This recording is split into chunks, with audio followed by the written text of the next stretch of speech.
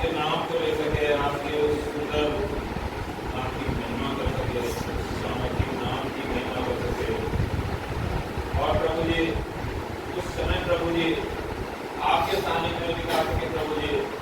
और प्रभु जी मैं विनती करता हूँ कि जो लोग रास्तों में हैं, जो लोग घरों में हैं, जो हमें योजना बना रहे हैं प्रभु, सहायता मदद बना होने प्रभु जी, कोई भी रुकावट ना हो के प्रभु जी और सबसे चलाना प्रभु जी मैं प्रभु जी। और खुदा मैं विनती करता हूँ तो अपना सामर्थ का हाथ बढ़ा प्रभु जी, ये जगह प्रभु जी मेरी आत्मा से भर जाए, तेरे आग से भर जाए कि प्रभु जी हम जो भी काम हो प्रभु जी तेरी आत्मा के द्वारा होने का प्रभु जी। खुदावन अब से लेकर जितने भी प्रार्थनाएं हो प्रभु जी, खुदावन सब प्रभु जी जो हमारी आवश्यकताएं हैं प्रभु जी तू जानता है कि क्या हमारी आवश्यकताएं हैं प्रभु, उसके अनुसार हो प्रभु जी।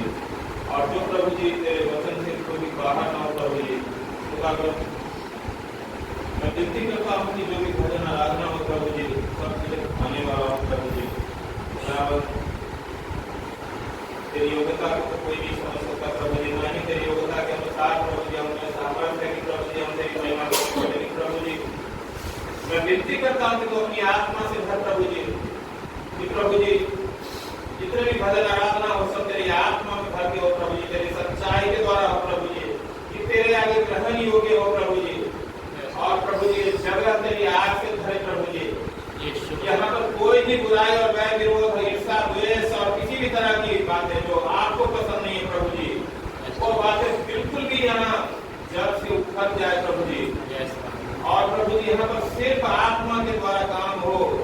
और प्रभु जी जो आप चाहते हैं प्रभु जी, देख प्रभु जी प्रभु आप भी भीड़ को पसंद नहीं करते प्रभु जी, खुदावन आपके पीछे भी भीड़ की भीड़ चलती थी, हजारों की हजारों, लेकिन प्रभु जी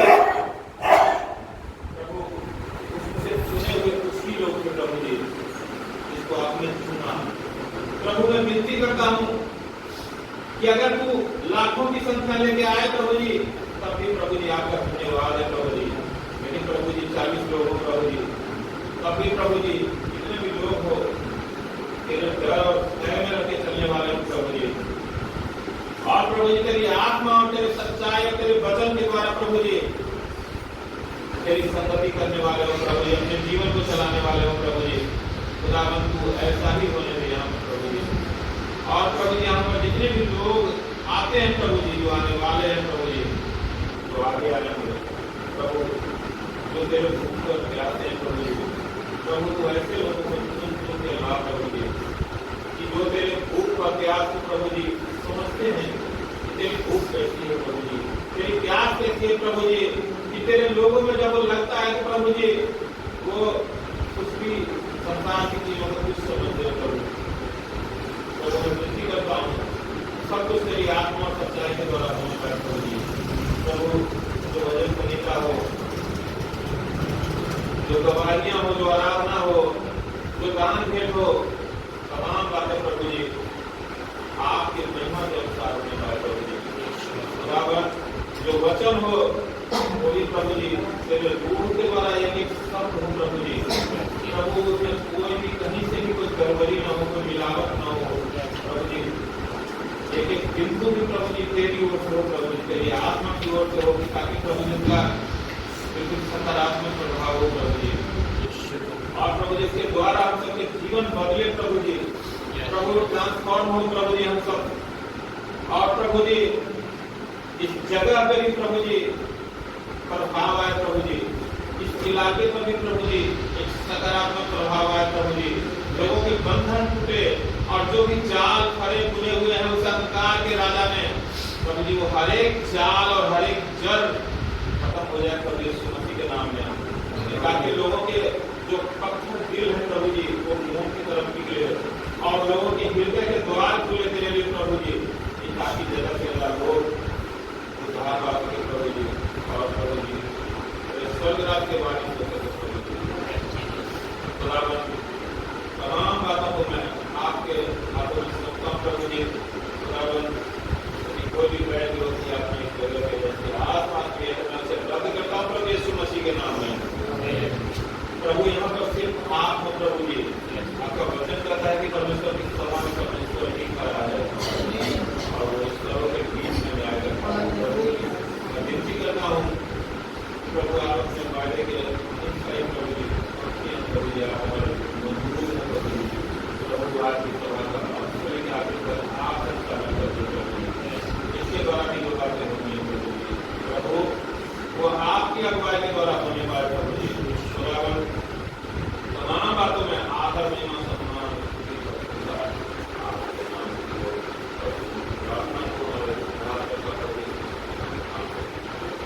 कृपा करके सुनिए और पूरा करें।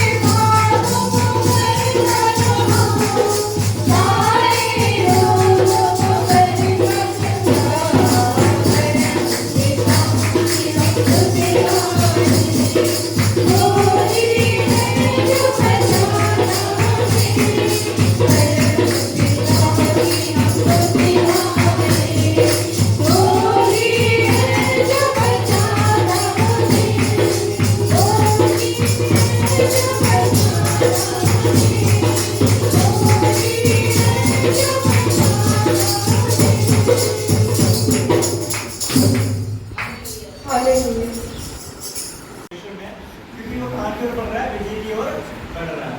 हालेलुया।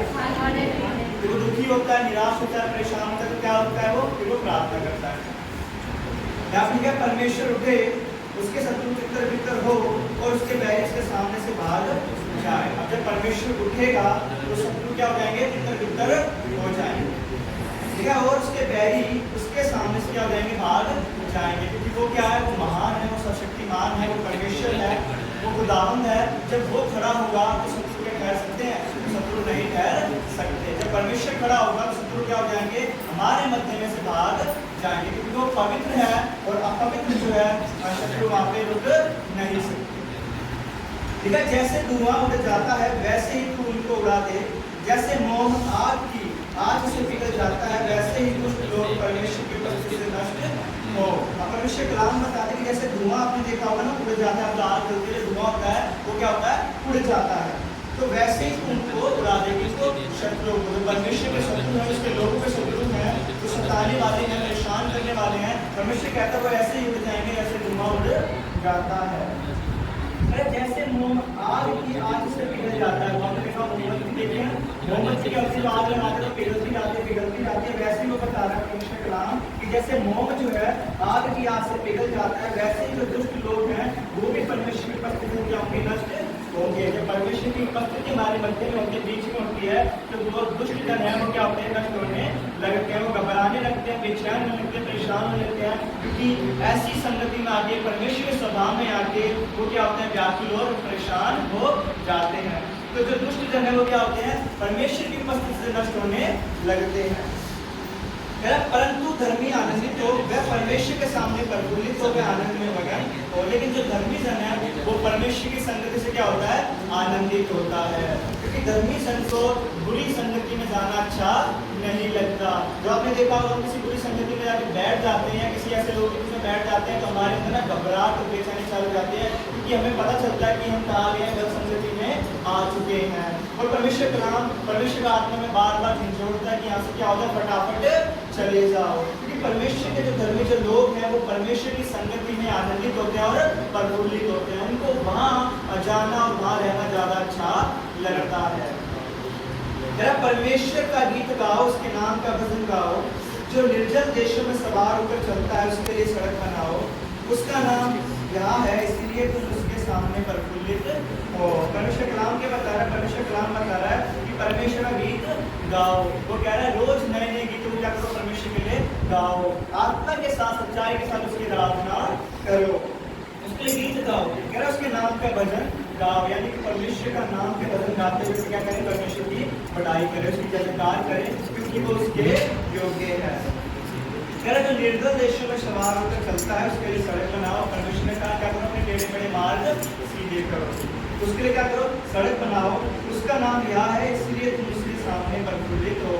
अब हमें क्या करना है? परमेश्वर कहता है जब उसके सम्मुख आओ तो आनंद के साथ उसके सम्मुख आओ। जब भी हम उसके पास आए तो प्रफुल्लित होते हुए आए, आनंदित होते हुए आए, क्योंकि हम जानते हैं कि वो जो सेनाओं का यहोवा है हमारे लिए सब कुछ करने की सामर्थ्य रखता है। हालेलुया। परमेश्वर अपने पवित्र धाम में अनाथों का पिता और विधवाओं का न्यायी है। परमेश्वर क्या है? अपने ही पवित्र धाम में वो क्या है? अनाथों का पिता है और विधवाओं का न्यायी है। यानी कि जो समझते हैं अनाथ है, इनका कोई नहीं है, परमेश्वर कहता है मैं क्या हूँ? उनका हूँ। इसलिए वो कहता है मैं तुम्हें अनाथ न छोड़ूंगा, तुम्हारे पास आता हूँ, क्योंकि वो हर एक जन का क्या है? परमेश्वर है। परमेश्वर अनाथों का घर बसाता है और बंदियों को छुड़ाकर संपन्न करता है, परंतु हठीलों को सूखी भूमि पर रहना पड़ता है। जो क्या है? हठीले जो लोग हैं उनको सूखी भूमि पर रहना पड़ता है, लेकिन परमेश्वर अनाथों का घर बसाता है। उनके पास कोई उम्मीद नहीं होती, कोई आस नहीं होती, परमेश्वर उनका है, उनके लिए सब कुछ करने की सामर्थ्य परमेश्वर रखता है। और वो बंदियों को छुड़ाकर संबंध करता है। परमेश्वर बंदे को भी छुड़ाने वाला परमेश्वर है, जो जकड़े हुए हैं, जो परेशानियों में है, दुखों में है, अलग अलग समस्याओं में है, परेशानियों में, परमेश्वर क्या करता है? उनको छुड़ाता है। परमेश्वर नहीं चाहता कि मनुष्य क्या रहे? बंदी बना रहे, इसलिए उसने कहा मैं आया और बंदे को छुटकारे का उसने प्रचार किया था कि वो लोग भी क्या हो जाए? आजाद हो जाए। हे परमेश्वर, जब तू अपनी प्रजा के आगे आगे चलता था जब तू निर्जल भूमि में सेना समेत चला। परमेश्वर क्या करता है? परमेश्वर अपने लोगों के साथ साथ, अपनी प्रजा के साथ साथ आगे आगे क्या करता है? चलता है, ताकि उसकी प्रजा पर कोई प्रॉब्लम, कोई संकट, कोई समस्या ना आए। जैसे हम देखते हैं कि मिस्र देश से जब परमेश्वर 400 साल की गुलामी से परमेश्वर ने उनको आजाद करके लेके चला, तो कभी आग का खंभा बनकर और कभी बादल का खंभा बनकर उनके साथ रहा। उनको सुरक्षित, परमेश्वर के आराम के उनको सुरक्षित करने के लिए परमेश्वर के साथ साथ बना रहा। तब पृथ्वी कांप उठी और आकाश भी परमेश्वर के सामने कांपने लगा। उधर सीने पर्वत परमेश्वर, हाँ, इजराइल के परमेश्वर के सामने कांप उठा। अब जब परमेश्वर पर्वत से होकर चलता है तो क्या होता है? वो कांप उठता है। पृथ्वी क्या होती है? कांप उठती है। आपने देखा जब बिजली चमकती है तो पृथ्वी क्या होती है? हिल जाते, लोग डर जाते हैं। लेकिन जब परमेश्वर चलता है तो कांप उठती है। जब परमेश्वर मूसा को सीने पर्वत पर बुलाता था तो वो कहता था दरारों में क्या हो जाओ? छुप जाओ, कि जब मैं यहाँ से होकर चलूंगा तो ऐसा नाम की बैठ हमारे जीवनों में आ जाए। हे परमेश्वर, तू बहुतायत की वर्षा की, तेरा निज भाग बहुत सूखा था परंतु तूने उसको हरा भरा किया। क्या था? परमेश्वर का निज भाग क्या था? सूखा था। लेकिन परमेश्वर आशीष देने वाला परमेश्वर है, अपने लोगों को बढ़ाने वाला परमेश्वर है, और वो हरा भरा करने वाला परमेश्वर है। तेरा झुंड उसमें बसने लगा। हे परमेश्वर, तूने अपनी भलाई से दीन जन के लिए तैयारी की है। अब क्या है? जो परमेश्वर का जो झुंड है वो परमेश्वर के समीप क्या होने लगा? जब परमेश्वर ने अनुग्रह किया, कृपा किया, तो उसके समीप आने लगा। परमेश्वर अपने लोगों को क्या करता है? अपने समीप बुलाता है। और क्या करे? हे परमेश्वर, तूने अपनी भलाई से दीन जन के लिए क्या करी है? तैयारी की है। क्योंकि हमारे काम ऐसे नहीं कि हमारे जीवन में क्या हो? भलाई उत्पन्न हो, अनुग्रह हो, लेकिन परमेश्वर अपने बड़े नाम के लिए ऐसा करता है ताकि हमारे जीवन में क्या हो? भलाई आ जाए। प्रभु आज्ञा देता है तब सुसमाचार सुनाने वालों की बड़ी सेना हो जाती है। अगर जब तक परमेश्वर आज्ञा ना दे तब तक सुनाने वाला सुनाने के लिए नहीं निकल सकता। लेकिन क्या कह रहा है? परमेश्वर आज्ञा देता है, प्रभु आज्ञा देता है, तब जो है सुसमाचार सुनाने वालों की बड़ी सेना हो जाती है, और फिर वो संगति करके सुसमाचार को सुनाते हुए क्या होते? निकल जाती है। अपनी सेना समेत राजा भागे चले जाते हैं और वह स्थान लूट को बांट देती है। अब क्या होता है? अपनी सेना समेत राजा क्या हो जाते हैं? भाग चले जाते हैं। जब परमेश्वर उतरता है, जब परमेश्वर युद्ध करता है, तो सभी जो शत्रु हैं, सभी जो युद्ध करने वाले हैं, जो राजा हैं, वो क्या हो जाते हैं? भाग चले जाते हैं। क्या तुम 1.5 साल के बीच लेट जाओगे और ऐसी कबूतरी के समान होगे जिसके पंख चांदी से और जिसके पर पीले सोने से क्या है? बड़े हुए हो। परमेश्वर पूछ रहा है, आपने क्वेश्चन मार्क आता है, परमेश्वर पूछ रहा है कि क्या तुम ऐसी 1.5 साल के बीच जो है लेके जाओगे और ऐसी कबूतरी के समान हो जाओगे जो है जिसके पंख जो है चांदी के से और जिसके पर जो है पीले सोने से क्या है? मरे हुए। जब शक्तिमान ने उसमें राजा को तितर किया तब मानो शलमोन पर्वत भी पड़ा। परमेश्वर क्या करता है? जब शक्तिमान परमेश्वर ने जो उसमें जो राजा थे वो क्या कर दिया? उसको जब तितर किया, उनको अलग अलग किया, तब मानो शलमोन पर्वत जो है उस पर क्या पड़ा? हिम पड़ा है। बसान का पहाड़ परमेश्वर का पहाड़ है। बसान का पहाड़ बहुत सीखने वाला पहाड़ है। बसान का पहाड़ क्या है? वो परमेश्वर का पहाड़ है। परमेश्वर बताते हैं कि किसका पहाड़ है? वो परमेश्वर का पहाड़ है। और जो बसान का पहाड़ है वो सीखने वाला पहाड़ है, मजबूत पहाड़ है, दृढ़ पहाड़ है, क्योंकि वो किसका पहाड़ है? परमेश्वर का पहाड़ है। परंतु हे शिखर वाले पहाड़ों, तुम क्यों उस पर्वत को भूलते हो जिसे परमेश्वर ने अपने वास के लिए चाहा है और जहाँ यहोवा सदा वास किए रहेगा। लेकिन परमेश्वर क्या पूछ रहा है? परमेश्वर पूछ रहा है यहाँ पे कि शिखर वाले पहाड़ों तुम क्या करो? उसको, उस पर्वत को क्यों भूलते हो, क्यों निहारते हो जिसे परमेश्वर ने अपने वास के लिए क्या कर लिया? चुन लिया है, चाहा है, और जहाँ यहोवा सदा वास किए रहेगा। परमेश्वर क्या करता है? अपने स्थान बनाता है जहाँ वो सदा वास किए रहेगा। परमेश्वर के रथ 20,000 वरन हजारों हजार हैं, पर उनके बीच में है जैसे सीने पवित्र स्थान में। परमेश्वर के क्या है? रथ है, 20,000 है वरन हजारों हजार। उसके पास एक सेना है, बहुत बड़ी सेना है। उसके पास क्या है? रथ है, 20,000 है वरन हजारों हजार अनगिनत है, पर उनके बीच में है जैसे सीने पवित्र स्थान में। जो सीने है, जो पर्वत है, वो क्या है? पवित्र स्थान में है, क्योंकि वहाँ कौन है? वहाँ परमेश्वर वास करता है। कह रहा तू ऊंचे पर चढ़ा, तू लोगों को बंधुआई में ले गया, तूने मनुष्य से लौटे, मनुष्य से भी बेटे ही, जिससे यहाँ परमेश्वर में वास करे। परमेश्वर क्या करता है? परमेश्वर हकीकत लोगों से भी बेटों को लेता है। किससे लेता है? ताकि वो उसमें क्या करे? वास कर सके। परमेश्वर अपने पास बुलाने के लिए क्या करता है? अलग अलग योजनाओं को बनाता है।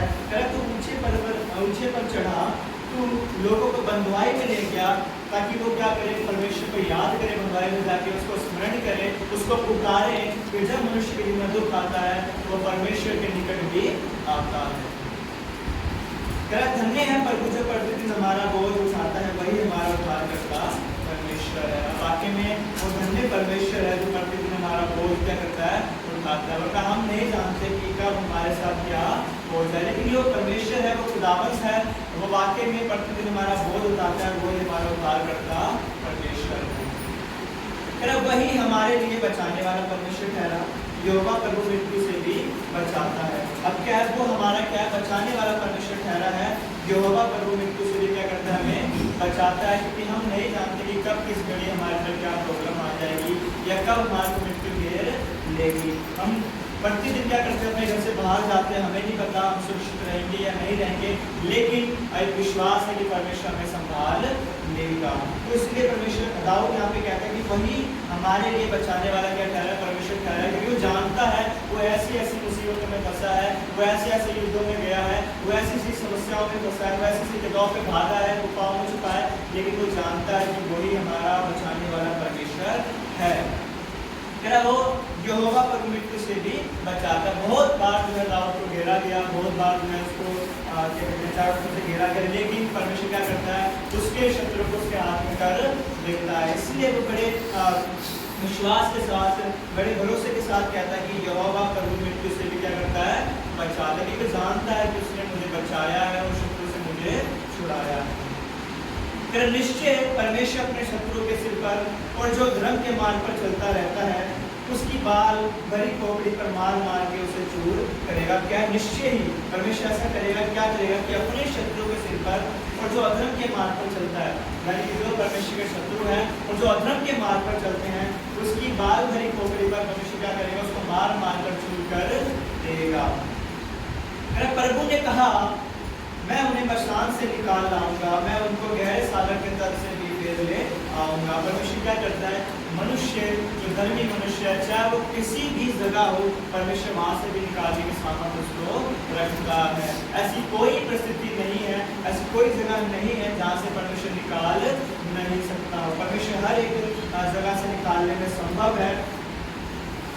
कि तू अपने पाँव को लहू में डुबोए और तेरे शत्रु तेरे कुत्तों का भाग ठहरे। अब क्या कह रहा है कि तू क्या करे? अपने पाँव को लहू में डुबोए और जो तेरे शत्रु हैं वो कुत्तों का भाग क्या करे? ठहरे।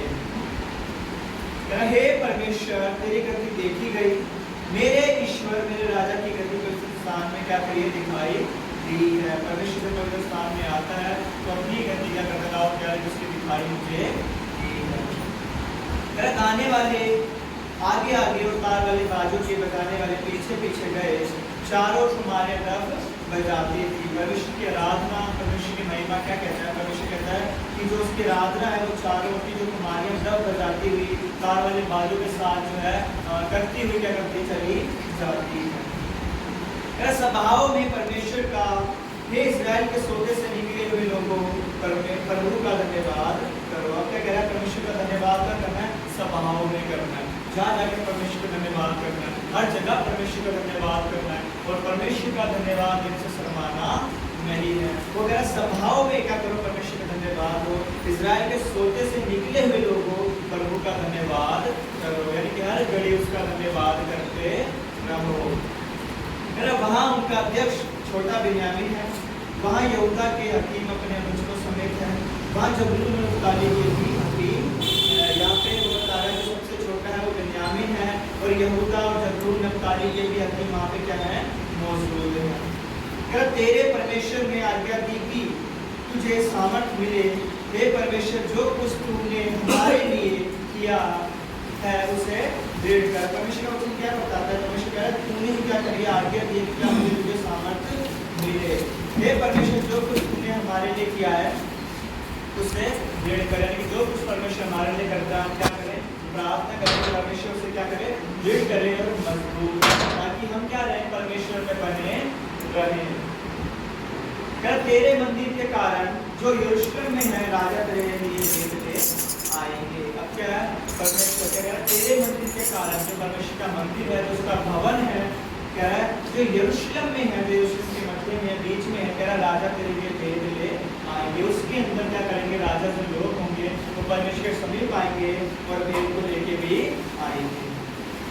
नरकटों में रहने वाले बनेले पशुओं को, सांडों के झुंड को और देश देश के बछड़ों को करके वह चांदी के टुकड़े लिए हुए प्रणाम करेंगे। जो लोग युद्ध से प्रसन्न रहते हैं उनको उसने तितर बितर किया है। परमेश्वर कलाम क्या बता रहा है, जो लोग युद्ध से प्रसन्न रहते हैं, झगड़ों से प्रसन्न रहते हैं, परमेश्वर क्या करता है, उनको तितर बितर करता है। उसने उनको क्या तितर बितर किया है। मिस्र से अधिकारी आएंगे, उसी अपने हाथों को परमेश्वर की ओर फुर्ती से फैलाएंगे। परमेश्वर क्या करेगा, उनके शत्रुओं को भी परमेश्वर अपने पास ले आएगा। अंत के समय परमेश्वर ऐसा कहता है कि मिस्र लोग भी क्या करेंगे, पास आएंगे, परमेश्वर के बेटों को चढ़ाएंगे। परमेश्वर कह रहा है मिस्र से अधिकारी आएंगे और उसी अपने हाथों को परमेश्वर की ओर फुर्ती से फैलाएंगे। जब वो जान लेंगे कि वो सेनाओं का यहोवा है, वो जीवित परमेश्वर है, वो सब कुछ करने की सामर्थ्य रखता है। हे पृथ्वी पर के राज्य राज्य के लोगों, परमेश्वर का गीत गाओ, प्रभु का भजन गाओ। क्या करें, हे पृथ्वी पर के राज्य राज्य के लोगों के, एक जन की बात नहीं हो रही है, पूरी पृथ्वी पे जितने भी राज्य राज्य के जो लोग हैं वो क्या करें, परमेश्वर का गीत गाएं और प्रभु का भजन गाएं। यानी कि हर बात में परमेश्वर का आदर और महिमा दे, आनंद से यहोवा की आराधना करें और जय जयकार के साथ उसके सम्मुख भी आए। जो सबसे ऊंचे सनातन स्वर्ग में सवार होकर चलता है, देखो वह अपनी वाणी सुनाता है, वह गंभीर वाणी शक्तिशाली है। अब क्या है, वो परमेश्वर सबसे ऊंचे पर है, जो सनातन स्वर्ग में है। कह रहा स्वर्ग में सवार होकर वो चलता है, कह रहा देखो अपनी वाणी सुनाता है। परमेश्वर क्या करता है, परमेश्वर अपनी वाणी क्या करता है, सुनाता है, ताकि उसकी वाणी सुनने के द्वारा मनुष्य क्या है, जीवित रहे। कह रहा वह वाणी जो है गंभीर है और शक्तिशाली है, यानी कि समझने की है, वो गंभीर है और शक्तिशाली भी है। परमेश्वर के सामर्थ्य की स्तुति करो, उसका प्रताप इस्राएल पर छाया हुआ है और उसकी सामर्थ्य आकाश मंडल में है।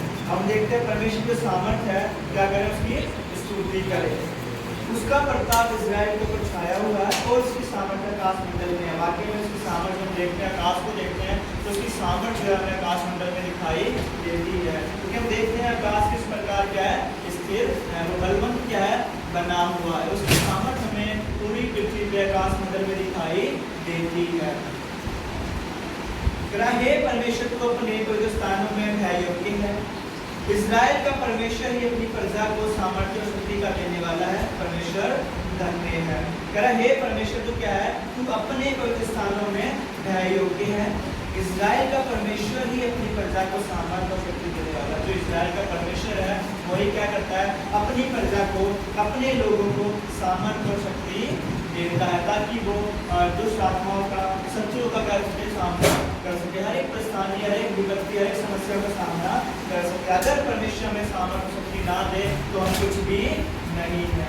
दाऊद कहता है हम तो मिट्टी और मिट्टी में ही मिल जाएंगे, उसके बिना हम कुछ भी नहीं है। तेरा परमेश्वर धन्य है। परमेश्वर क्या है, वो धन्य परमेश्वर है, महान परमेश्वर, क्योंकि वो हमारे जीवन में कार्य करता है और हमें संभाले रखता है। तो आज के इतने खूबसूरत प्यारे कलाम के लिए, इसके पढ़े जाने सुने जाने के द्वारा परमेश्वर को प्रयास के आशीष दे। सबको जय।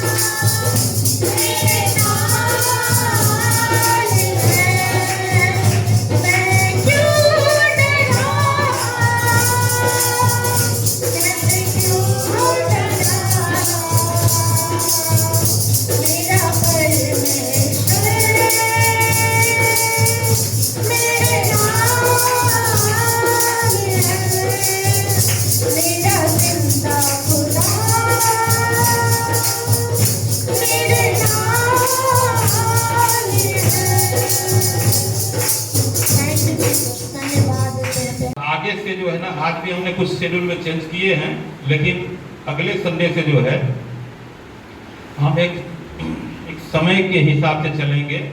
देखो, हम कोई मशीन तो नहीं है, मैं जानता हूँ, हम सब जानते हैं कि अगर हम 2 मिनट के लिए बोलने के लिए आए तो 2 मिनट ही बोलेंगे। हो सकता है 10-20 सेकंड फालतू भी हो जाए या कम भी हो जाए, या 5 मिनट के लिए आए हैं तो 5 मिनट भी होगा।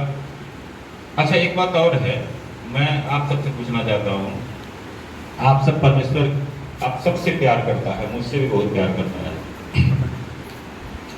क्या आप सब घर में प्रार्थना करते हैं?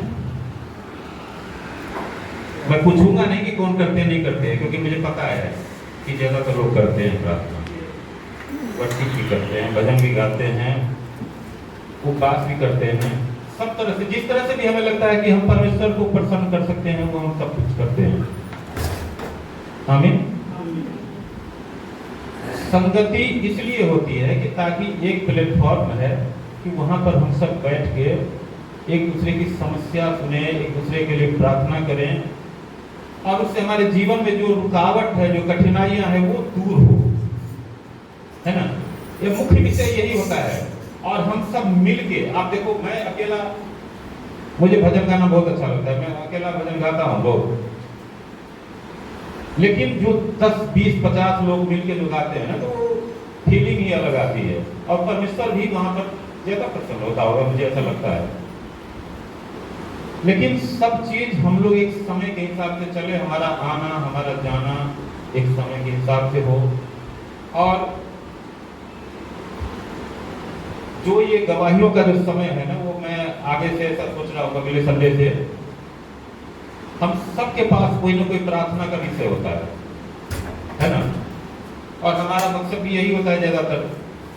तो जो गवाहियां होगी ना, उनके साथ आप एक प्रार्थना विषय रख सकते हैं। आज भी चाहे तो प्रार्थना विषय रख सकते हैं आप, ऐसा नहीं है कि अगले संडे से ही, अगले संडे से एकदम शेड्यूल के हिसाब से चलेगा, लेकिन वो प्रार्थना का विषय भी आप रख सकते हैं, और 4-5 लोगों की जो प्रार्थना विषय हो जाएगी, तो उसके लिए जो है ना, एक कोई भी परमेश्वर का जन उसके लिए उसकी अगुवाई में प्रार्थना करेगा, और हम सब साथ में मिलकर प्रार्थना करेंगे।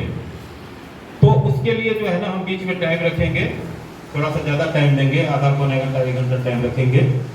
और भजन आराधना के लिए भी जिस तरह से है, आधा घंटा का टाइम है, फिर वर्शिप के लिए 15 मिनट या 20 मिनट जो भी देखेंगे हम लोग एडजस्ट करके।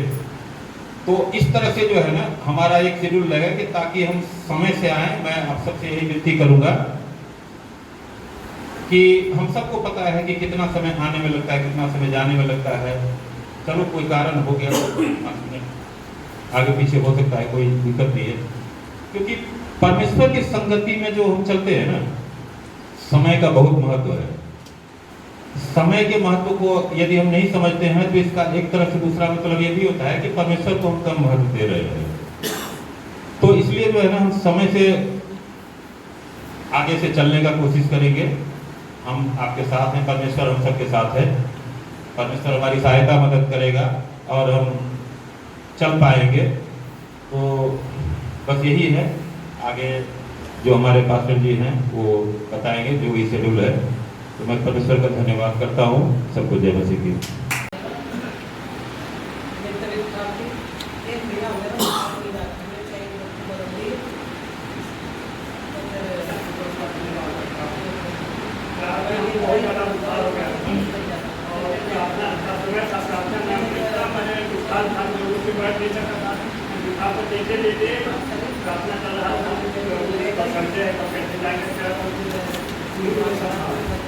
प्रार्थना करते करते तो हमको नींद आ गया। मैं सुबह उठा तो अपना शरीर से जितना होगा उठा और धन्यवाद करता हूँ।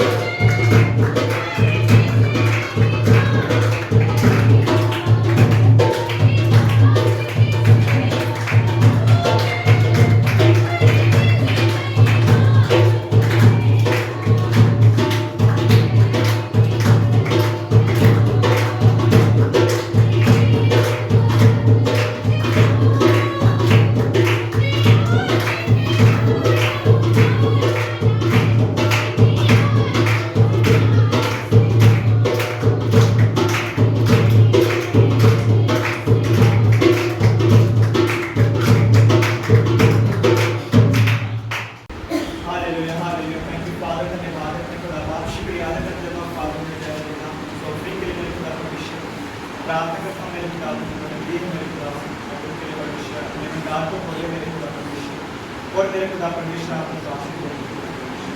हाँ मेरे खुदा परमेश्वर की जो बोता है परमेश्वर वो काटने पाता है मेरे खुदा परमेश्वर। हम धन्यवाद देते हैं मेरे प्यारे पिता शुक्रिया अदा करते हैं जिन्होंने नहीं दी परमेश्वर आप उनको दिलाई बनाए मेरे खुदा उनको आशीष दे बंद करते हैं मेरे खुदा परमेश्वर। हाँ मेरे खुदा क्योंकि लिखा है मेरे खुदा परमेश्वर ये मनुष्य कुछ नहीं दे सकता मेरे खुदा जब तक स्वर्ग से न दिया जाए मेरे खुदावन आप स्वर्ग से देते हैं परमेश्वर इसलिए मनुष्य देने वाला बनता है। हम धन्यवाद देते हैं परमेश्वर आज की खूबसूरत गवाही के लिए मेरे खुदा परमेश्वर। मैं प्रार्थना करता हूँ मेरे खुदा परमेश्वर हम सबके जीवनों में बहुत ही प्यारी प्यारी गवाहियाँ हो मेरे खुदावन उसके लिए हम सबको इस्तेमाल करने चाहिए ताकि हम तेरे कार्य को पूर्ण करने पाए जिसके लिए आपने मुझे चुनाव ठहराया परमेश्वर आपने बुलाया है मेरे खुदा। हम धन्यवाद देते हैं परमेश्वर अपनी गवाहियों के लिए परमेश्वर सारी आदर में आपको देते हैं और मिलती प्रार्थना खुदा यीशु के नाम से मांगता सुंदर करो आमीन। और हम तौबा करें क्योंकि हम परमेश्वर के उसके सहभागी होने जा रहे हैं। किसी इंसान के नहीं, किसी रीति के नहीं, किसी वैभव के नहीं, किसी अभिलाषा के नहीं, हम अपने प्रिय पवित्र प्रभु यीशु मसीह के जो क्रूस पे उन्होंने प्राण अपने बहाए हैं उस प्राण के सहभागी होने जा रहे हैं। सब अपने आप को तौबा करो, सारी दुर्बलताओं को निकाल दो, सब इधर उधर की बातों को दूर कर दो, अपने हृदय को साफ कर दो क्योंकि हम प्रभु यीशु के बलिदान के सहभागी होने जा रहे हैं। और जरूरी है जो सहभागी हो उसको पता होना चाहिए कि वो पवित्रता में सहभागी होने जा रहा है। वो अपने हृदय, अपने दिमाग, अपनी जबान को साफ करें और तौबा करें और गुनाहों से तौबा करें। अगर कोई जाने अनजाने में भूल हुई या किसी का दिल दुखाया या किसी को उल्टा बोला है या किसी के साथ हमने गलत करा है तो प्रभु यीशु हमें क्षमा करें। इस रोटी के लायक बना, ताड़ना से बचा क्योंकि आप हमें नाश होने के लिए नहीं, अपने प्राण को बहाया कि ताकि हमारे प्राण बचा लिए जाए। और हम सब मिलकर तौबा करें।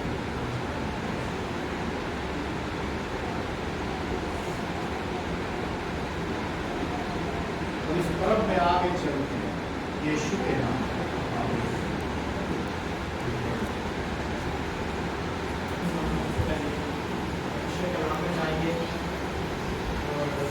इस प्रकार बताता है तो पहला कुछ 11 अध्याय उसका 23 आयत में लिखा है क्योंकि ये बात मुझे प्रभु से पहुंची और मैंने तुम्हें भी पहुंचा दी कि प्रभु यीशु ने जिस रात को पकड़वाया गया रोटी और धन्यवाद करके उसे तोड़ी और कहा यह मेरी देह है जो तुम्हारे लिए है, मेरे स्मरण के लिए यह किया। इसी रीति से उसने ब्याली के पीछे कटोरा भी लिया और कहा यह कटोरा मेरे लहू में नहीं बाचा है, जब कभी पियो तो मेरे स्मरण के लिए यही किया। क्योंकि जब कभी तुम यह रोटी खाते इस कटोरे में से पीते हो तो प्रभु की मृत्यु को जब तक वह ना आ जाए प्रचार करते हो। इसलिए जो कोई अनुचित रीति से प्रभु की रोटी खाए या उसके कटोरे में से पिए वह प्रभु की देह और लहू का अपराधी ठहरेगा। इसलिए मनुष्य अपने आप को जांच ले और इसी रीति से इस रोटी में से खाए और इस कटोरे में से पिए। क्योंकि जो खाते पीते समय प्रभु की देह को ना पहचाने वह इस खाने और पीने से अपने ऊपर दंड लाता है। इसी कारण तुम में बहुत से निर्बल और रोगी हैं और बहुत से सो भी गए। यदि हम अपने आप को जांचते तो दंड न पाते, परंतु प्रभु हमें दंड देकर हमारी ताड़ना करता है, इसलिए कि हम संसार के साथ दोषी ना ठहरे। इसलिए हे मेरे भाइयों, जब तुम खाने के लिए इकट्ठे होते हो तो एक दूसरे के लिए ठहरा करो। यदि कोई भूखा हो तो अपने घर में खा ले, जिससे तुम्हारा इकट्ठा होना दंड का कारण ना हो। शेष बातों को मैं आकर ठीक करूंगा।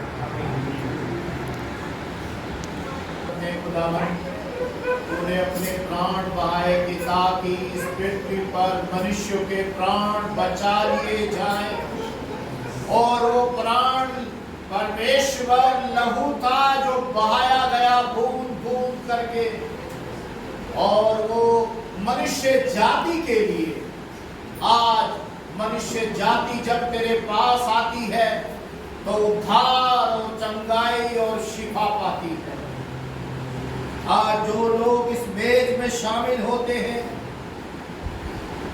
आप उनकी सुधि लें, उनके परिवारों की भी सुधि लें। उनकी प्राणों की रक्षा आपके प्राण से होती है। धन्यवाद देते हैं।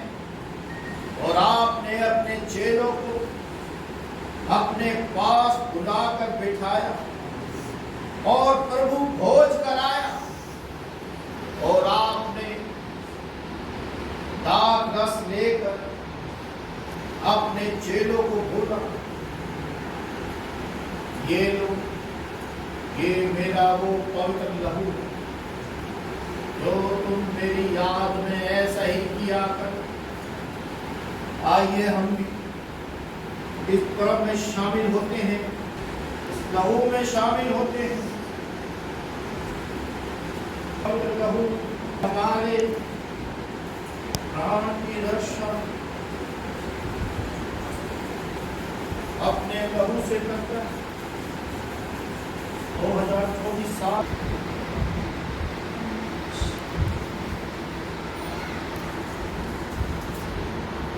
आइए हम सब मिलकर प्रभु यीशु के लहू में शामिल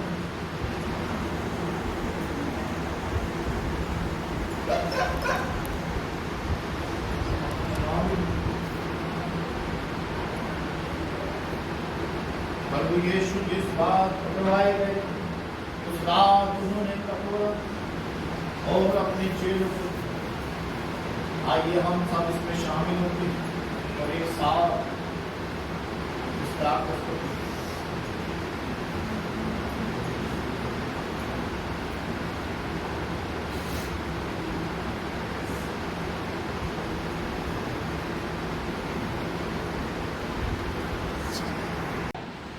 इसलिए प्रभु में और उसकी शक्ति के प्रभाव में बलवंत बनो। परमेश्वर के सारे हथियार बांध लो कि तुम शैतान की युक्तियों के सामने खड़े रह सको, क्योंकि हमारा यह मलयुद्ध लहू और मांस से नहीं परंतु प्रधानों से और अधिकारियों से और इस संसार के अंधकार के हाकिमों से और उस दुष्टता की आत्मिक सेनाओं से है जो आकाश में है।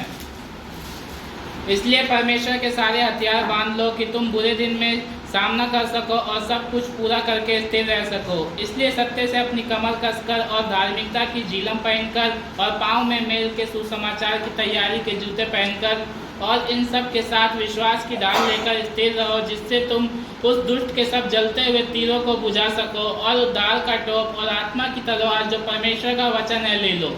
हर समय और हर प्रकार से आत्मा में प्रार्थना और विनती करते रहो और इसीलिए जागते रहो कि सब पवित्र लोगों के लिए लगातार विनती किया करो, और मेरे लिए भी कि मुझे बोलने के समय ऐसा प्रबल वचन दिया जाए कि मैं साहस के साथ सुसमाचार का भेद बता सकूं, जिसके लिए मैं जंजीर से जकड़ा हुआ राजदूत हूं, और यह भी कि मैं उसके विषय में जैसा मुझे चाहिए साहस से बोलूं। आमीन। आमीन। आमीन। तो संसार की लड़ाई के लिए हमें काफ़ी चीज़ें लड़ वगैरह चक्कू वगैरह मिल जाते हैं, चिमटा भी मिल जाता है, बीवी का झगड़ा होता है, बेलर भी मिल जाता है। मगर जब आत्मिक अंधकार की शक्तियों से लड़ना होगा तो क्या करना होगा? दूसरे टाइप की तैयारी करनी पड़ेगी। अभी किस किस ने सुना ये कुछ? ध्यान रखना, जो आज मतलब सुनेगा वो यीशु की बातों को भी सुनेगा। आमीन।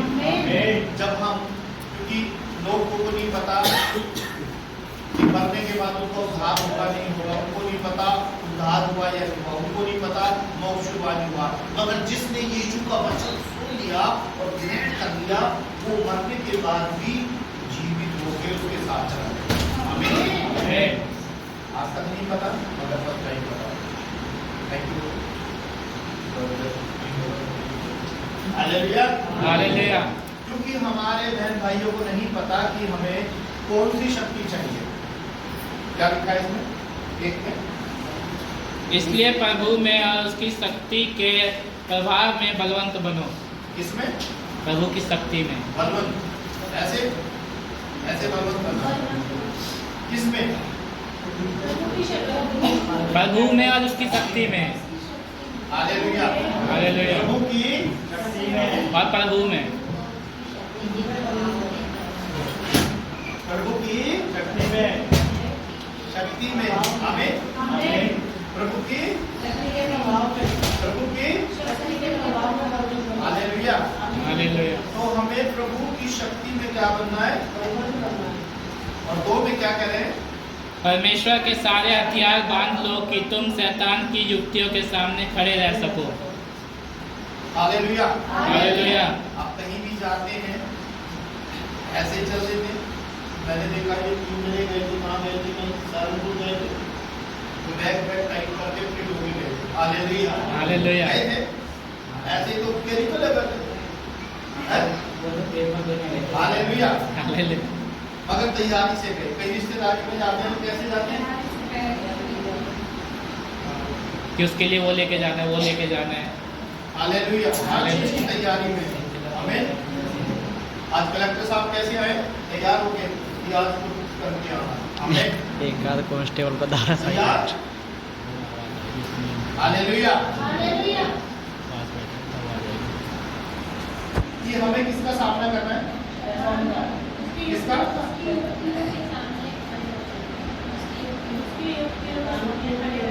उसके बनाए हुए जालों को कैसे काटोगे आप? एक तलवार में, कौन सी तलवार है? इसमें क्या लिखा है? क्या लिखा है? बाइबल तो लिखा, उससे पहले क्या लिखा है? जो और किसी भी कहीं भी किसी भी शास्त्र पे नहीं लिखा, सिर्फ यही क्या लिखा है? पवित्र बाइबल। जब तुम्हारे पास पवित्र, अगर पवित्र भैया गीता में भी लिखा हुआ है, शास्त्र आगे ऊपर नहीं लिखा, ऊपर कहीं फ्रंट में लिखा हुआ है। नहीं, आप लिख दिया होगा, मैं पहले कहीं नहीं लिखा। गीता आज नहीं लिखी गई है, पहले से लिखी गई है। तेरी आवाज भी आएगी उसमें ये बोलो। बाइबल से पहले 1600 साल हो गए। मतलब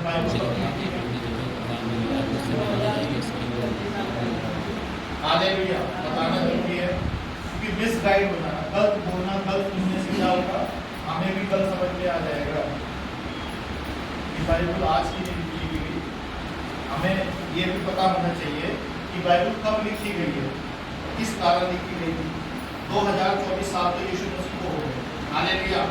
700 साल पहले भविष्यवाणियां हो चुकी, उससे पहले के शायद भविष्यवक्ता के द्वारा ये भविष्यवाणी हो चुकी। तो हमें ये भी जानना होगा कि शैतान की युक्तियां क्या होती हैं। छोटी बड़ी, बड़ी छोटी का क्या करना है? आपने क्या करना है? लड़ाई किस किस ने करी? सबने करी। मगर जब लड़ने जाते हैं तो कभी अचानक भागना पड़ता है, तो कभी तैयारी करके भागना पड़ता है। हालेलुया। हालेलुया।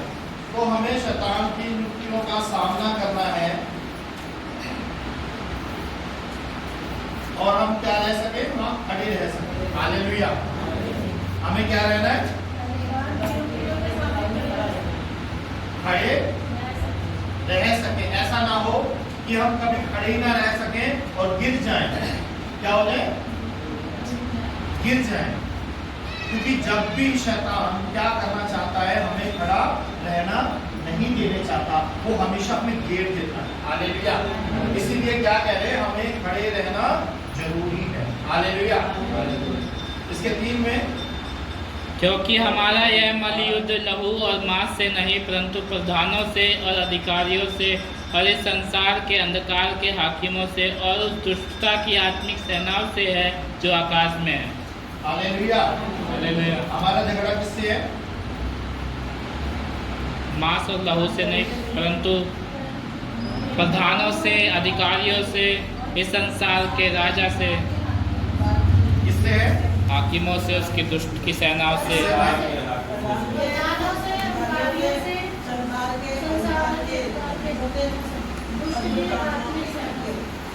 अब ये बेटी में कितनी जान है?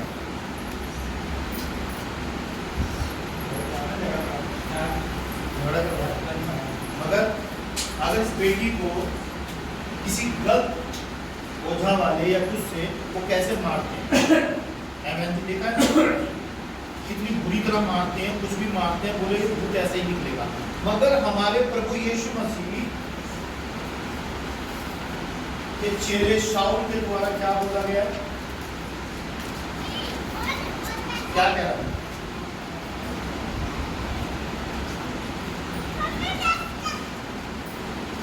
हमारा झगड़ा एक प्रेरित क्या कह रहा है?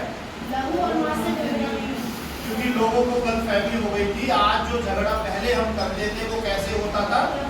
लहू और मांस से होता था। मगर जब प्रभु यीशु का सेना आकर क्या कह रहा है कि हमारा झगड़ा लहू और मांस से नहीं है, हमारा इनके शरीरों से नहीं है, जो इनके अंदर है। अब सोहन भाई कल देख लिया तो शायद समझ में आ गया ये तो अंदर से झगड़ा है, ये बाहर से नहीं है। पिंकी बहन जी ने देख लिया तो ये झगड़ा किसका है? अंदर से है, बाहर से नहीं है, इस बच्ची से नहीं है, तुम्हारी घरवाली से नहीं है। किससे झगड़ा है? अंधकार की। हालेलुया। अब अंधकार की शक्तियों से लड़ने के लिए हमें तलवार चाकू की जरूरत नहीं है, हमें प्रथम प्रार्थना की जरूरत है और हमें प्यार की जरूरत है और परमेश्वर की सामर्थ्य की जरूरत है। आमीन। और हम प्रतिदिन क्या कर सकते हैं? थोड़ा बोले, ज्यादा बोले, मगर अपने गुरु यीशु मसीह से बोले। आमीन। और जितना तुम मांगोगे उतना तुम्हें मिलेगा। मगर तुम्हारे घर में कोई आशीष लेने वाला होगा, क्योंकि बड़ी बड़ी प्रार्थनाएं होती हैं और जब कोई घर में आशीष लेने वाला नहीं होता, कोई रिसीव करने वाला नहीं होता, कोई भी थोड़ा बहुत भी आत्मिक नहीं होता, सच्चाई पे चलने वाला नहीं होता, वो आशीष लेके चली जाती है। हालेलुया।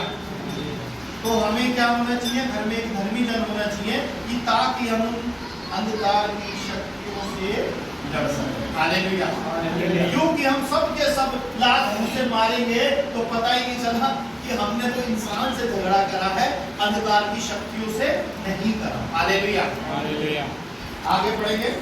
इसलिए परमेश्वर के सारे हथियार बांध लो कि तुम बुरे दिन में सामना कर सको और सब कुछ पूरा करके स्थिर रह सको। हालेलुया। हालेलुया। अब यहाँ पर एक शब्द आ गया, क्या करना है हमें? इसलिए परमेश्वर के सारे हथियार बांध लो कि बुरे दिन में सामना कर सको और सब कुछ पूरा करके इस पर रह सको। पूरा करके यीशु मसीह ने पूरा करा, इसलिए उसका अधिकार हमें मिला। हालेलुया। यीशु मसीह ने क्या करा? पूरा कर दिया। उसने अपने प्राण दे दिए कि ताकि जब हम अपने प्राणों के लिए या अपने प्रिय बहन भाइयों के या किसी बच्चे के लिए उसके प्राण के लिए प्रार्थना करें तो वो पूरा हो जाए। हालेलुया। हालेलुया। तो पूरा करना और सामना कर सके और सब कुछ पूरा करके इस तक रह सको। हालेलुया। क्योंकि परिवारों में झगड़े गड़बड़ी क्या होता है? ये चलती रहती है। एक पति जानता है, एक पत्नी भी जानती है, घर में कैसे झगड़े रगड़े होते रहते हैं, क्योंकि वो स्थिर नहीं रह पाते। हमें क्या रहना है? स्थिर रहना है।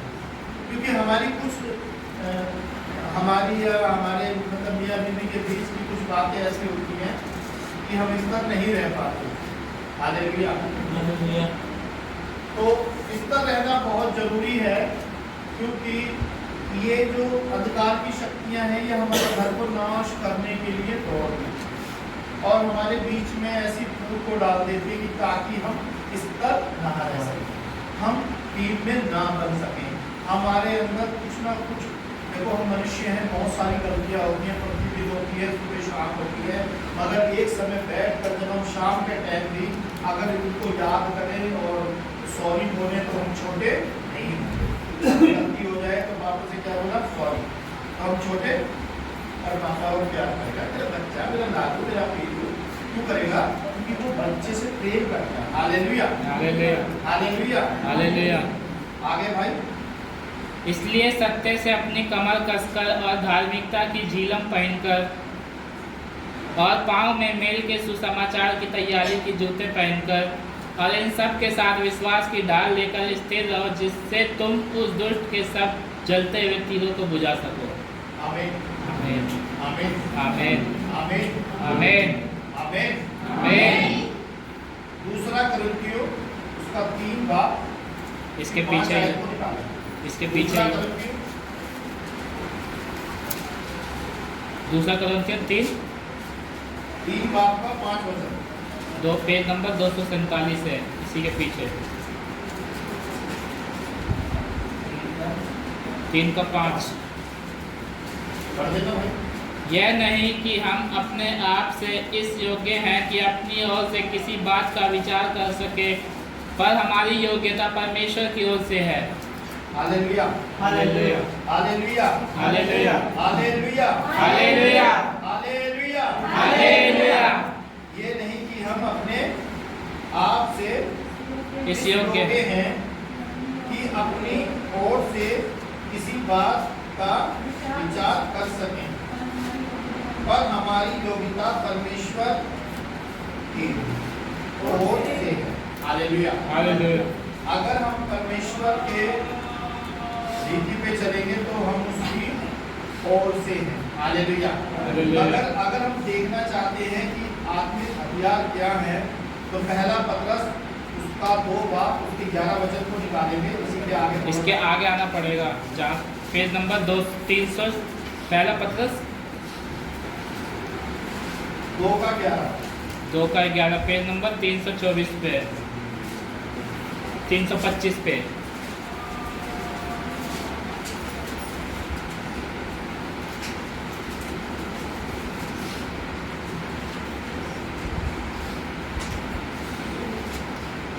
निकाल दिया? हे प्रियो, मैं तुमसे विनती करता हूँ कि तुम अपने आप को परदेशी और यात्री जानकर उन सांसारिक अभिलाषाओं से जो आत्मा से युद्ध करती है बचे रहो। Hallelujah, hallelujah. अब जब हम आत्मा की रीति से चलेंगे तो हमें क्या होगा कि हम अपनी रीति से योजनाएं नहीं बनाएंगे, अपनी रीति से चाल चलन नहीं बनाएंगे, क्योंकि हम किसकी आत्मा के द्वारा उत्पन्न हैं और किसकी इच्छा को पूरा करते हैं। अपने सिस्टम को नहीं डालेंगे, हम क्या करेंगे, जो परमेश्वर की प्रॉपर्टी है उसको आगे बढ़ाएंगे। आमीन। इसमें लिखा है, एक बार फिर पढ़ देंगे। हे प्रियो, मैं तुमसे विनती करता हूँ कि तुम अपने आप को परदेशी और यात्री जानकर उन सांसारिक अभिलाषाओं से जो आत्मा से युद्ध करती हैं बचे रहो। जिनको स्वर्ग जाना है वो अपने आप को क्या समझे, बचाना है सांसारिक अभिलाषाओं से। क्या समझे?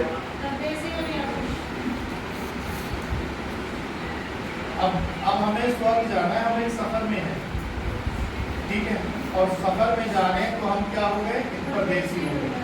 और क्या लिखा है, उन संसारिक अभिलाषाओं से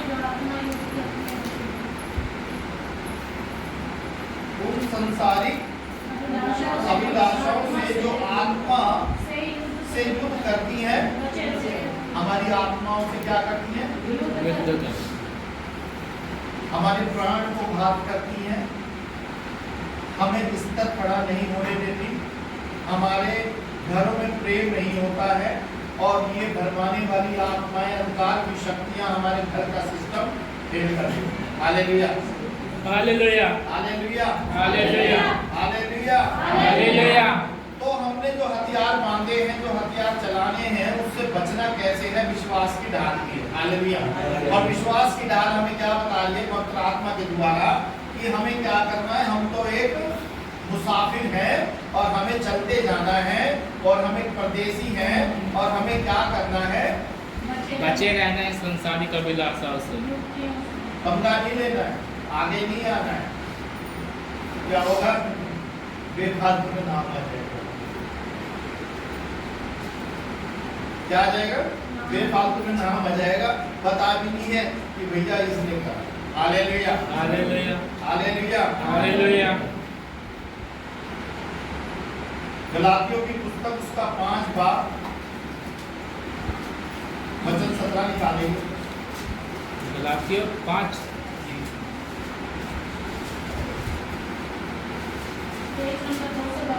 262। Page number 262।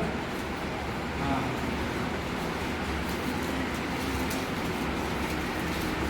पेज नंबर 262 निकालें।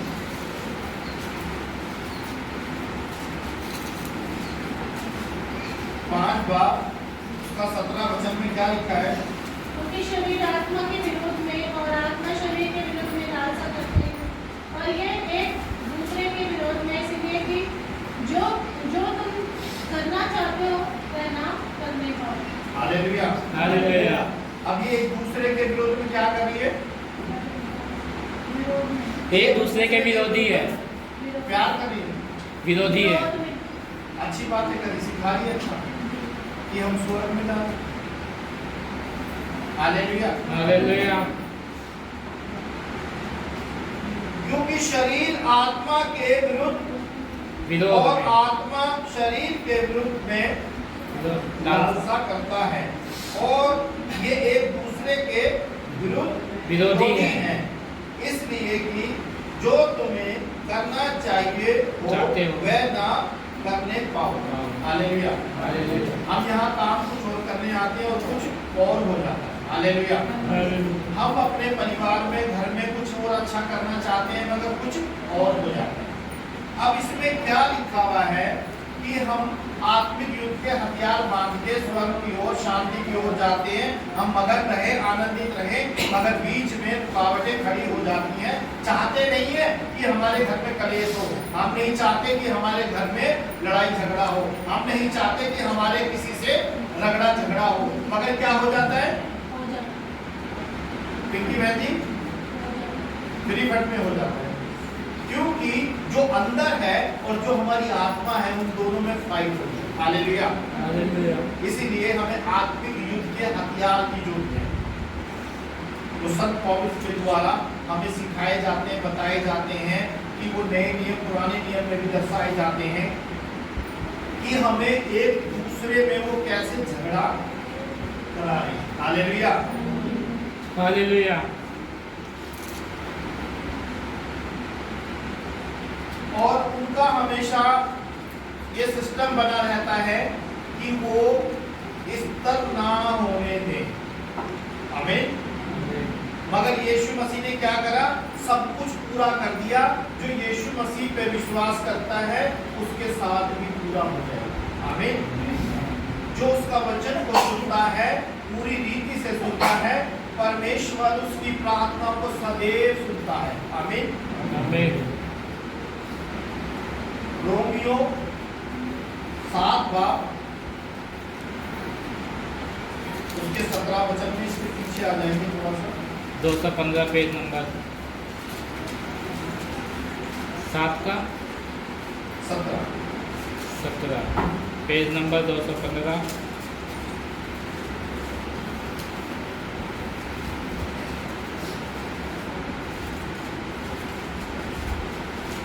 निकाल दिया? तो ऐसी दशा में उसका करने वाला मैं नहीं वरन पाप है जो मुझ में बसा हुआ है। हालेलुया, हालेलुया, हालेलुया, हालेलुया।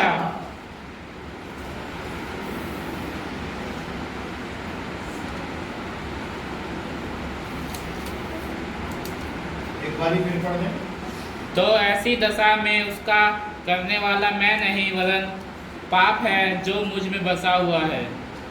अब पाप को जब हमें कोई दिखाता है या बताता है जब ही पता चलता है कि अंदर कौन सा पाप है। हालेलुया। हमें कौन दिखाता है, बताता है, पवित्र आत्मा बताती है। हालेलुया। हालेलुया। कि ये कौन सी आत्मा अंदर काम कर रही है, क्योंकि यहाँ पर अधिकतर सभी जानते हैं, सोम भाई नहीं जानते थे, वो भी जानते हैं। हालेलुया। कि अंदर कौन सा पाप है जो क्या करा रहा है, झगड़ा करा रहा है, घर को स्तर नहीं रहने देगा। आमीन।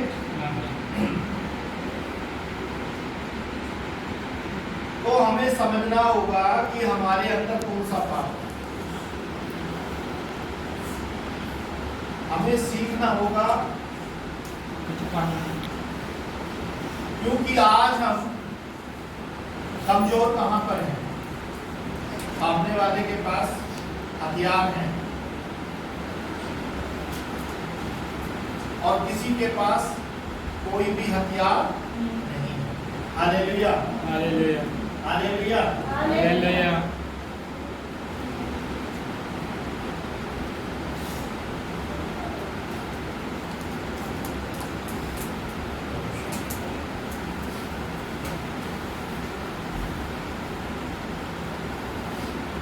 तो ऐसी दशा में उसका करने वाले में नहीं वरन पाप है, तो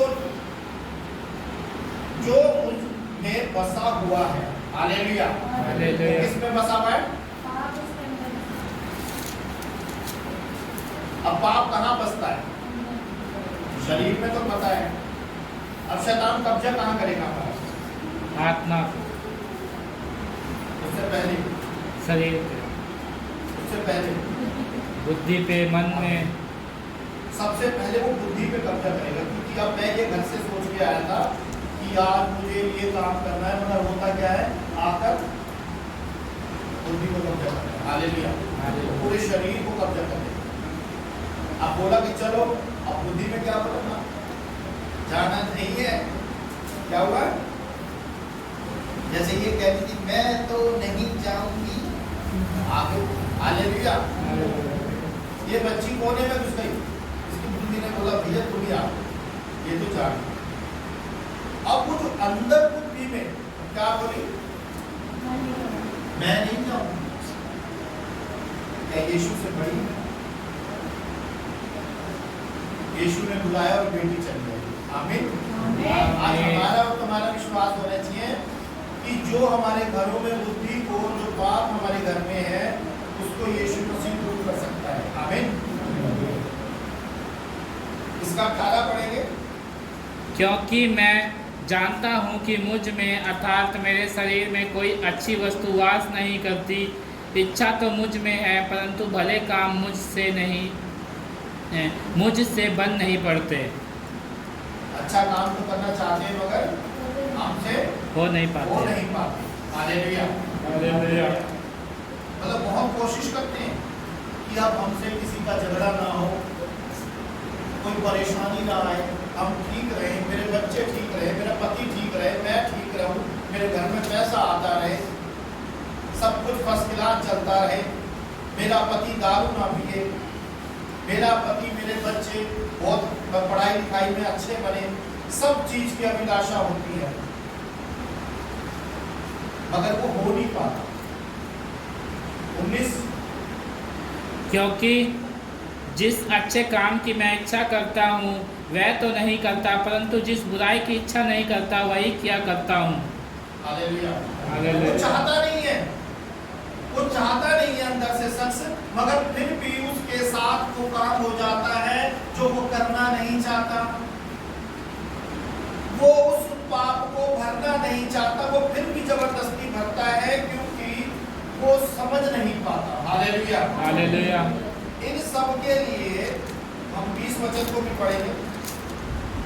अतः यदि मैं वही करता हूँ जिसकी इच्छा नहीं करता, तो उसका करने वाला मैं ना रहा, परंतु पाप जो मुझ में बसा हुआ है। हालेलुया। हालेलुया। ध्यान देना कि कभी कभी हम सोचते हैं कि विशाल भाई गलत काम कर रहे हैं, सॉरी, तो होता क्या है कि विशाल भाई खुद नहीं कर रहे, मगर कराने वाला कौन है? जो जो उसके अंदर है। हालेलुया। हालेलुया। और जो नए लोग होते हैं उनको नहीं पता कि दुष्ट आत्मा कैसे अंदर होती है। वो बेचारे तो जैसे जो बोलता है वो वैसे मान लेते हैं। जो कहता है कि तुम एक काम करो, ऐसा ऐसा करो, तुम्हारा सब ठीक हो जाएगा। कोई कहता है तुम एक काम करो, ऐसा काम करो, तुम्हारा सब ठीक हो जाएगा। मगर इन पापों को कौन करा रहा है? जो उसके अंदर है। हालेलुया। हालेलुया। हालेलुया। हालेलुया। हालेलुया। हालेलुया। हम दोबारा इफिसियों की पुस्तक में चलेंगे 6 बार।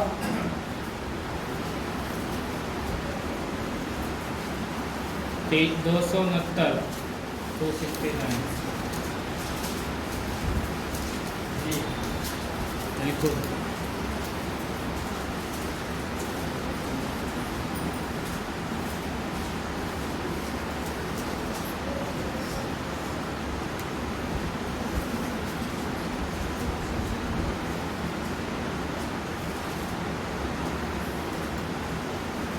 हम 16 पढ़ेंगे इसका 6 का 16 जी।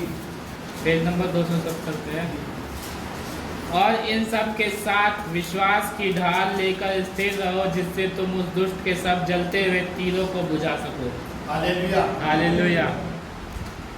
रोमी लोग क्या करते थे? सर पे क्या लगाते थे? टोपी। चलो 17 पर चलो पढ़ो इसका। और उद्धार का टोप और आत्मा की तलवार और तलवार जो परमेश्वर का वचन है ले लो। हालेलुया। हालेलुया। रोमी सम्राट क्या करते थे? सर पे मुकुट लगाते थे, उसके ऊपर पीतल को पिघलाकर चमकीला उसके ऊपर डालते थे, उसके ऊपर वो सरसों का तेल लगाते थे, कोई भी तेल लगाते थे कि ताकि जब लड़ाई हो तो सामने वाले की चमक उसके अंदर जाए और उनका ये हिस्सा क्या हो जाए। जब युद्ध होता था तो तीर और तलवार चलते थे। अगर ये मुकुट ना हो, यहाँ तलवार ना लगे, यहाँ तलवार ना लगे, यहाँ तलवार ना लगे, पीछे तलवार ना लगे। हालेलुया। हालेलुया। और पूरा जन्म होता था, जूते नहीं होते, वो पूरे पैक होते थे। हालेलुया। तो जो इस पत्रिका को लिख रहा है वो भी रोमियों में से था। हालेलुया। हालेलुया। उस राज्य को जानता था, उसने उस चीज को देखते हुए नाम तोड़कर उसने बताया कि क्या करना है। मुकुट कौन सा बताया? उद्धार का टोप। हालेलुया। अब वो क्या कह रहा है? जब सिपाही झगड़ा करता है तो सिपाही झगड़ा कैसे करता है? वो पूरे मुकुट पे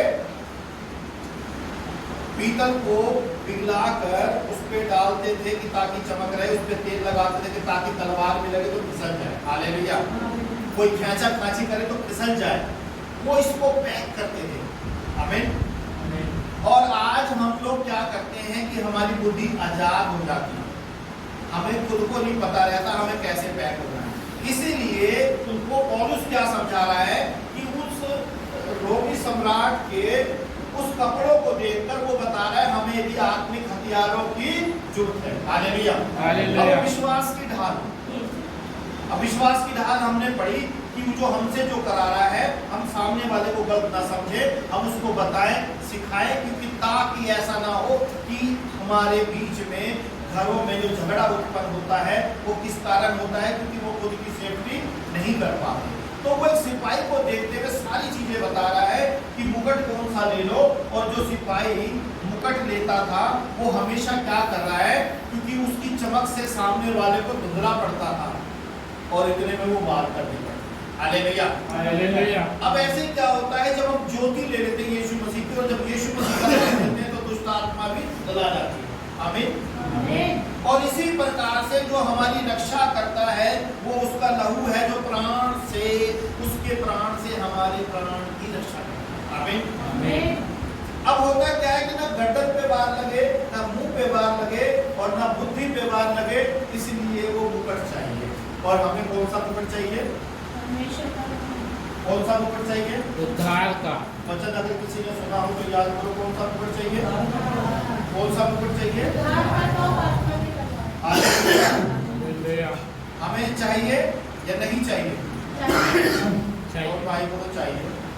इनकी बहन जी को चाहिए, क्योंकि ये घर में देख रही है अंधकार की शक्तियाँ क्या कर रही है, काम कर रही है। अब तुम्हें क्या चाहिए, घर खरीद के भी लाना है, इसी में से मिल जाएगा। आमीन आमीन।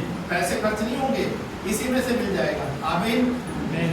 तो हमें कहीं दूर जाने की जरूरत नहीं है, बाइबल में से मिल जाएगा। क्योंकि हमें ये भी ध्यान रखना है जो हम काम कर रहे हैं वो किसकी ओर से कर रहे हैं, परमेश्वर की ओर से या हालेलुया। इसका बताना पड़ेंगे। हर समय और हर प्रकार से आत्मा में प्रार्थना और विनती करते रहो और इसीलिए जागते रहो कि सब पवित्र लोगों के लिए लगातार विनती किया करो। हालेलुया। देखो सब एक से नहीं है, सबको एक सी आत्मा नहीं मिली। सब हर कोई ये नहीं है कि वो रेगुलर 2 घंटे 4 घंटे 5 घंटे प्रार्थना कर पाएगा। हालेलुया। हालेलुया। प्रार्थना के योद्धा भी परमेश्वर ने कराए। आमीन।